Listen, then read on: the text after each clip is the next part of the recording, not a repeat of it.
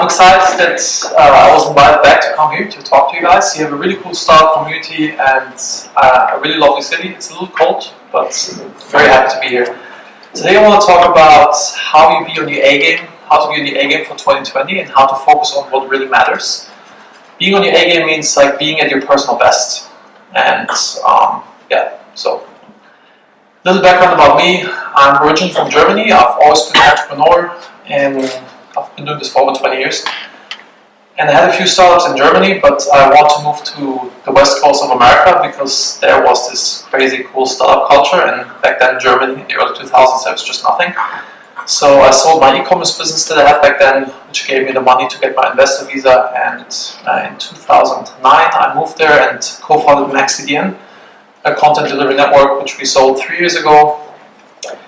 Then my wife wanted to move back to Germany, so our daughter grows up with family, but I couldn't go back to German weather conditions after 8 years of southern sunny California. And so we ended up in the south of Turkey, where we're very happy. And first I thought I'll just like chill out a little bit, but then I got really, really bored, and now I ended up with a portfolio of businesses where I'm, let's say, the adult supervision. I just focus on organization development and leadership development. I'm not in the day-to-day of any of these businesses. And this is how I spend my days.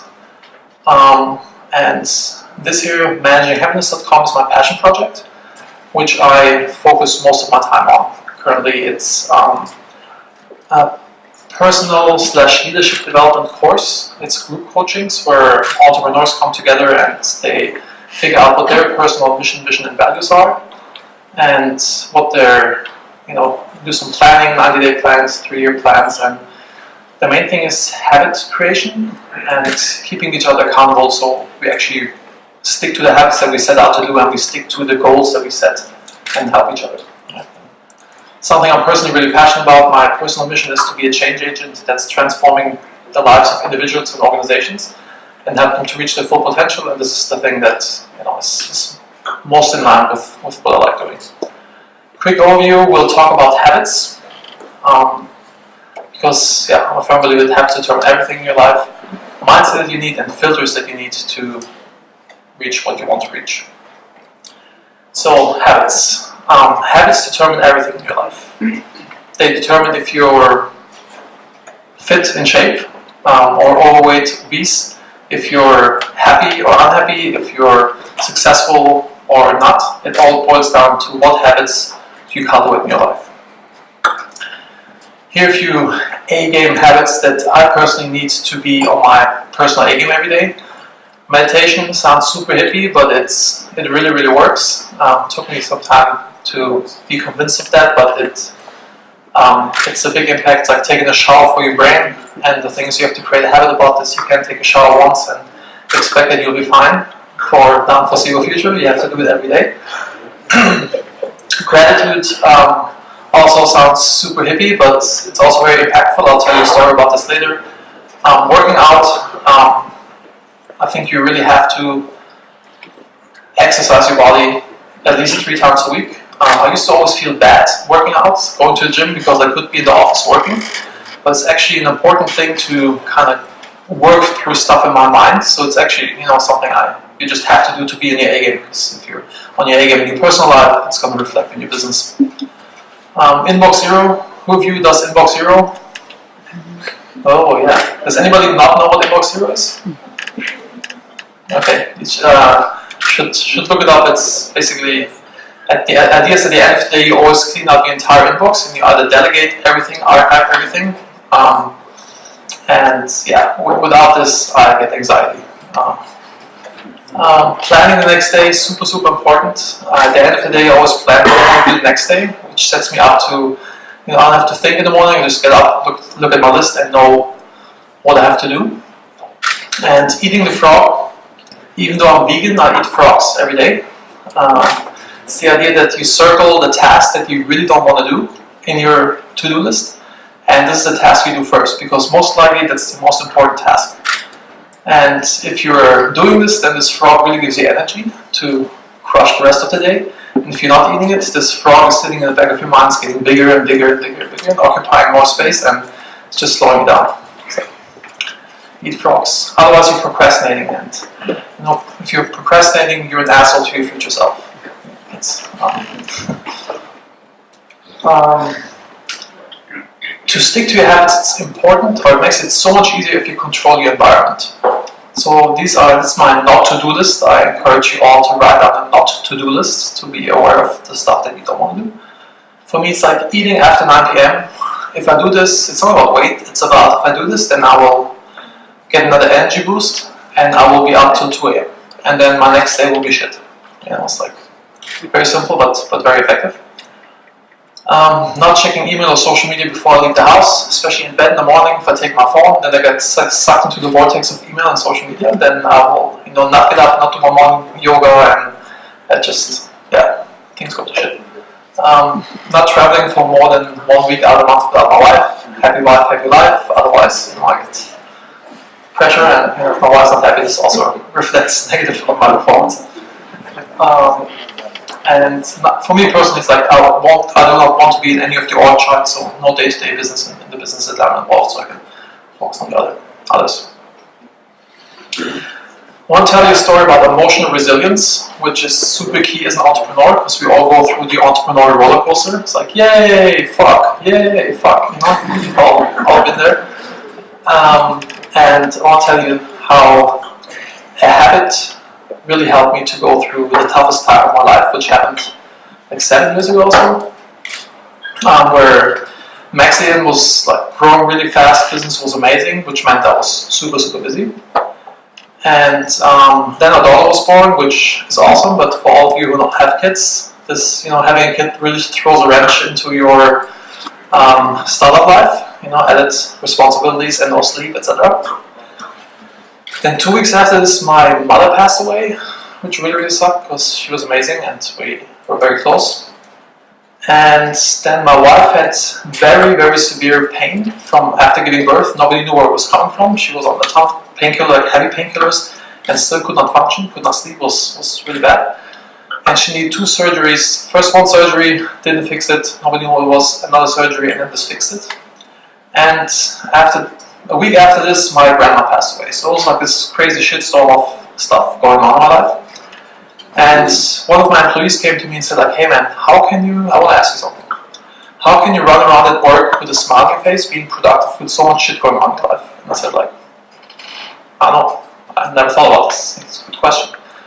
And he said, please think about it, I'd like to know. And I thought long and hard about this, and it's, I'm not a sociopath to rule this out. It's 2 things. One, I'm really good at accepting things. Doesn't matter how bad it is, like, if you can accept the situation, then you can actually act. Otherwise, you just react. You can make a chess move and move yourself into a better position. I don't know if you know the serenity prayer. Give me the serenity to to accept the things I cannot change, the power to change things I can, and the wisdom to know which one's which. It's something it's deeply ingrained in me. And the second thing is gratitude. So I have this gratitude rock here, which I pick up every morning, and I go through the things I'm grateful for. My healthy body, my wife, my daughter, businesses, friends, being here in Ljubljana. Like, it's such a long list of stuff that's awesome in my life, and in everybody's life. You just forget it, and you just focus on the thing that's sucks right now, the biggest problem that you have currently in your business or in your private life or whatever it is.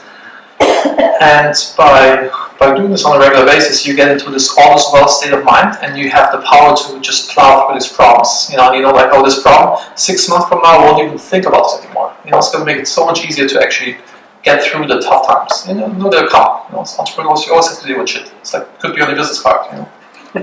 CEO, aka dealing with shit. And throughout the day, I have this thing in my pocket, and sometimes I get stressed out over something, and then I feel it, and this brings me back to like, actually everything all's well. Let's deal with this thing. And at the end of the day, when I come home, I take it out, and I go through the things that went great this day. Because often you have a productive morning, everything's good, at 5 p.m. you have an unpleasant conversation with a coworker, business partner, your spouse, you lose a customer, whatever happens. You think everything sucks, but it does not. There was so much good stuff in your day. And so I believe that because I've been doing this for over 10 years, maybe longer, like almost 20 years, I've built up this graduate muscle, and this allows me to go through the tough times that come from time to time in your life, in your business, and especially as a leader. It's important that you keep your cool when shit hits the fan, and you kind of navigate the ship through rough sea, and you don't freak out the whole crew because you're not your shit together. So, gratitude sounds super hippie, but actually really works. Then, to another habit, I'm a recovering introvert. So, 10 years ago or so, I would have preferred to shoot myself in the face versus standing in front of you with a microphone in my hand. And this introvertness was really holding me back in my business. Like not being on podcasts, not public speaking, I was even uncomfortable on conference calls when I moved over to the US.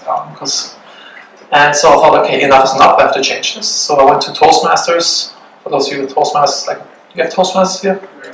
It's like a public speaking thing where you learn how to public speak. It's really fun, check it out. So I went there twice a week, so I created this habit. And I went to networking events twice a week, and I talked to everybody.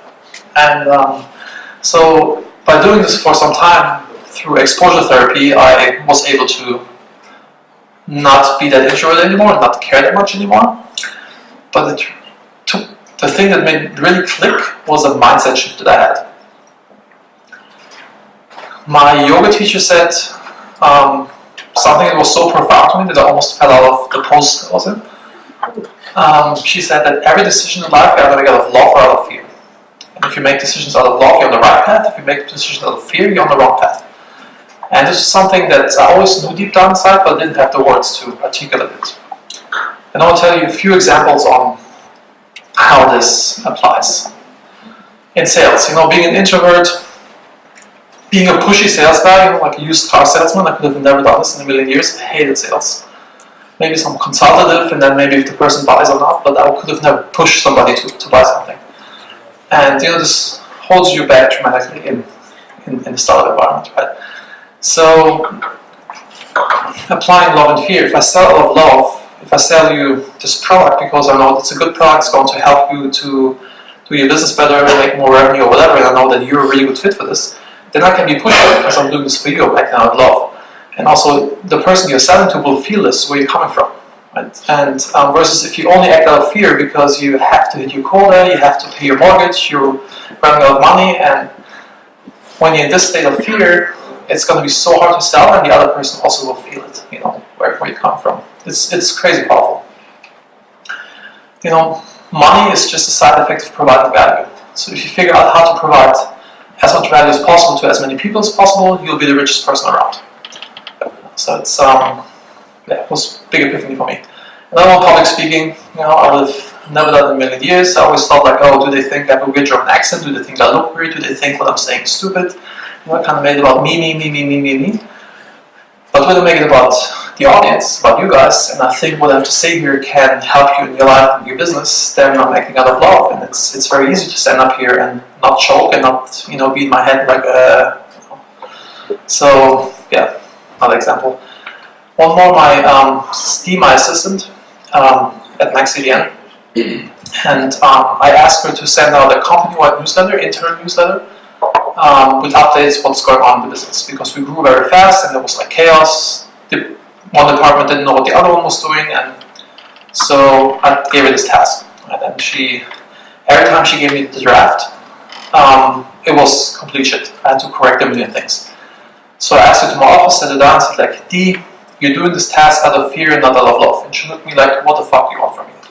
What is this? And I told her, if you would do this out of love, then you would go to each department head and really understand what they have to say and what they did, even what our CTO does, and she was not very technical, you'd do your best to understand what he has to say. And you would compile this in a newsletter that when people receive it, they get the most value out of it, they're looking forward to it, it's fun to them. And then you would do this out of love, this task. But you doing it out of fear, the only reason why you're doing it is David said it has to go out at 4 p.m. on Monday. That's your motivation of doing it.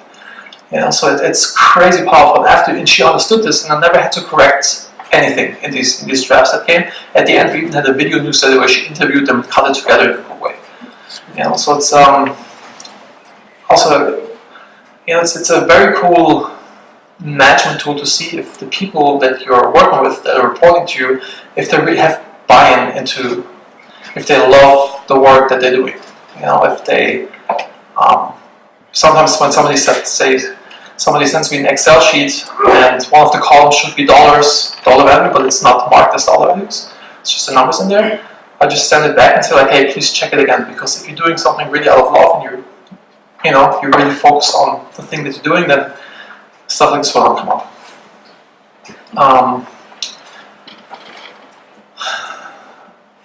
You can often hear if people have buy-in to what they want to do by the words that they use. For example, if I give somebody a task and say like, hey, could you please do this? And say, yeah, I'm gonna try.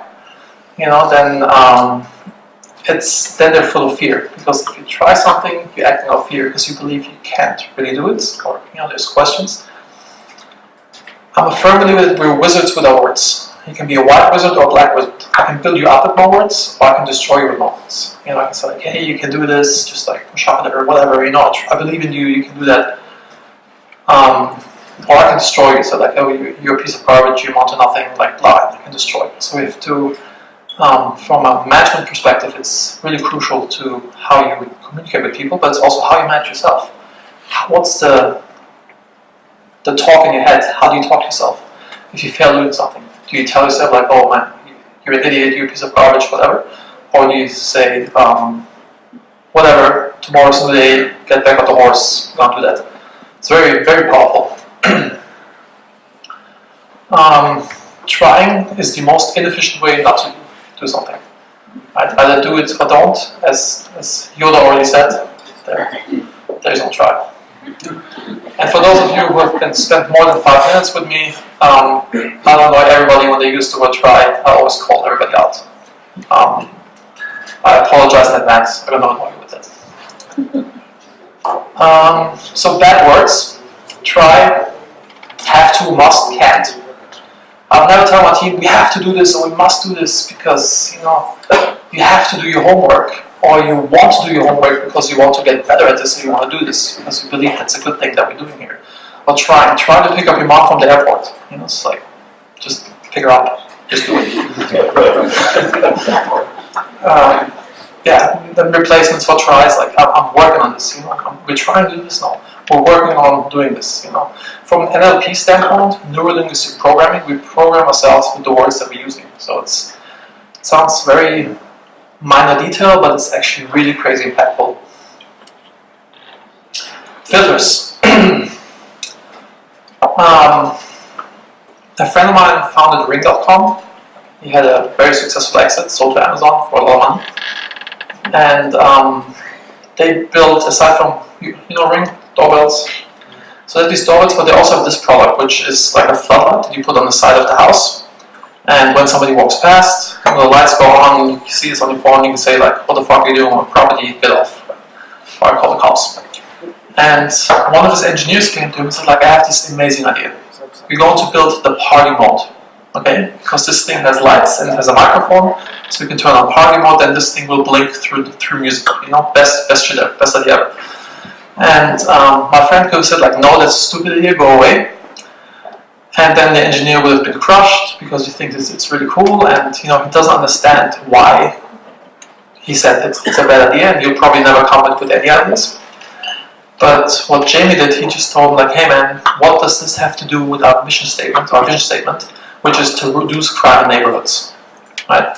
So it's really powerful when you get everybody in your organization aligned with a vision, and then stupid ideas you will build stuff that's more focused. Same in your life. If you know what your personal mission is, what you really want to do, all the FOMO, all the bullshit falls away because you can run it through your filters. Like, is this really in line with who I want to be, with what I want to do? If not, you can, because saying no is a really hard thing for me.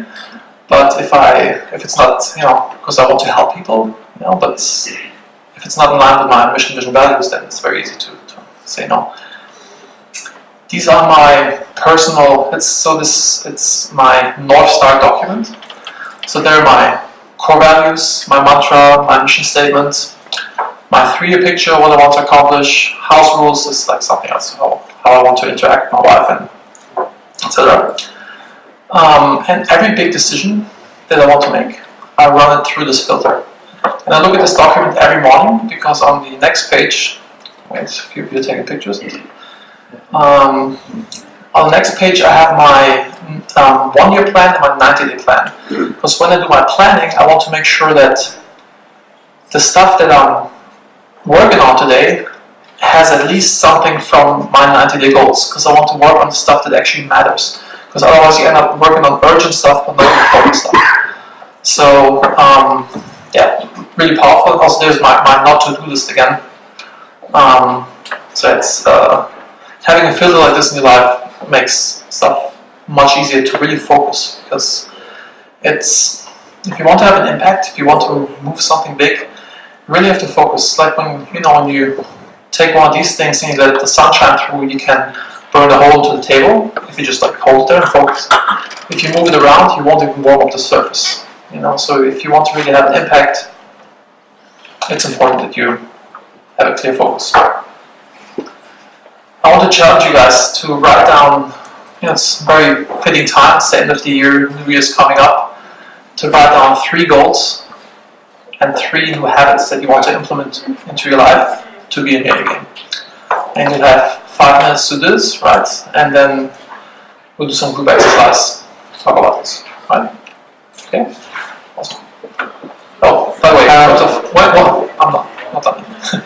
If you have a hard time figuring out what kind of habits you want to implement, there's this thing called the Wheel of Life, and usually it's like an interactive thing where you rate each area of your life from 0 to 10, and then the ones that are low, you can figure out habits or goals in this area of your life, because it's important that you're on your A game in all aspects of your life. Then you actually at your best and can perform. And yeah, also important for me is like it's in the other documents to know what kind of goals I have in my life. So I'm very focused on work, and I easily neglect family then. So it's like I'm single focus. But so when I do my weekly planning or 90-day plans, etc., I make myself aware of like that I'm a father, I'm a husband. Both of my parents died, so I'm not a son anymore. But to really be aware of what you actually have to do and not just get stuck into the work part. That's it. I hope this was useful. Thank you very much.